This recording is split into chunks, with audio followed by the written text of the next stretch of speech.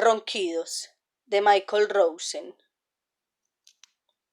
Todo estaba en silencio en la granja.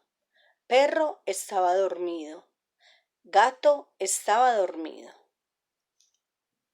Vaca estaba dormida.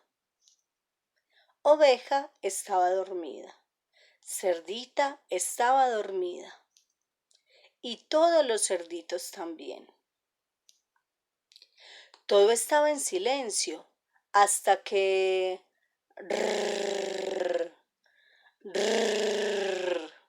Y Gato se despertó. Vaca se despertó. Oveja se despertó. Cerdita se despertó y todos los cerditos también.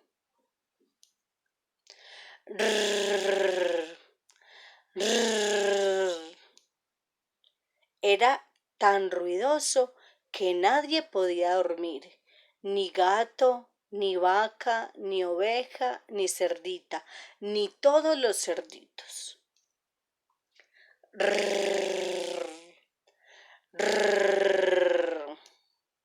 ¿Qué hacemos para que Perro deje de roncar?, dijo Gato.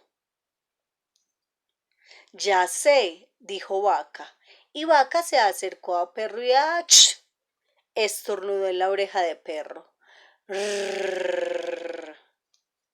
Ya sé, dijo Oveja, y Oveja se acercó a Perro y ¡bu!, gritó en la oreja de Perro.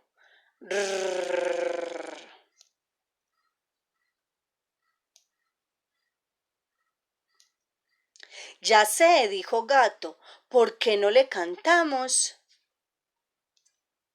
Tal vez así deje de roncar y nosotros podemos dormir otra vez.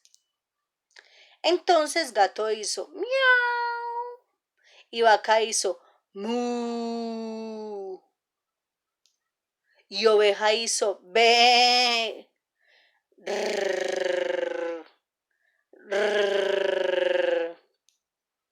Y Cerdita hizo oin oin y todos los cerditos hicieron oin oin oin oin.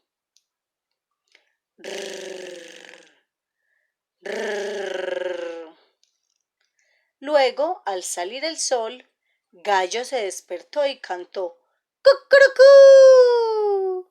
¡Cucurucú! Y Perro se despertó sobresaltado. Se fue corriendo por el camino después de un sueño tranquilo y reparador.